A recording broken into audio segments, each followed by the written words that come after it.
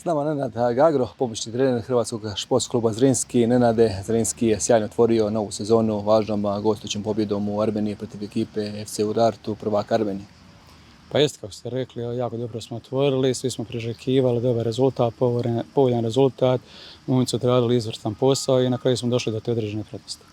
Igra se uzvrat u Mostaru 18. ovoga mjeseca.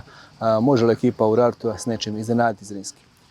Ekipa Urartu je u jednom periodu pokazala da su jako ozbiljan protivnik. Oni sigurno da imaju svoje ambicije što se tiče uzvratne utakmice. Mi znali da će to biti jedna teška utakmica, već smo počeli se pripremati za to, ali isto tako mi nimalo ne sumnjamo u našu kvalitetu i naše momke i mislim da ćemo ostvariti prolaz do drugog pretkola. Kako je stanje inače sa igračkim kadrom? Znamo da u konkurenciji nisu bili Slobodan Jakovljević, Ivan Jukić. Hoće li se oni možda oporaviti do utakmice? Pa što se tiče Jukića, on se uključio u rad sa ekipom, a Jaković još uvijek izolirano trenira, vidjet ćemo kako će se razvijati u daljem tijeku. Kako inače očekujete utakmicu u Mostaru s obzirom da ekipa iz Armenije dolazi sa golom zaostatka? Očekujete li možda pritisak od njih od početka? Pa već otprije znamo da voli igrati s loptom, znači voli da su u posjedu lopte. Vidjeli smo neke statističke podatke da su oni imali neki posjed određeni u odnosu na nas, veći posjed. I mislim da će isto kroz taj posjed nastaviti to da ostvariti neki povoljan rezultat.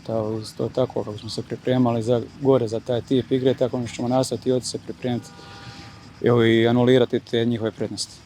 Ono što je dobra stvar, to je što igrate pred svojim navijačima.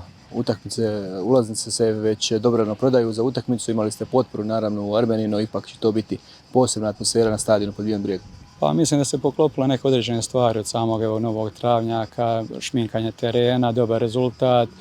Evo i na kraju kraja godišnji odmor i naši navijači koji su pokazali vjeru u nas, povjerenje koji su došli čak u Armeniju da nas bodre.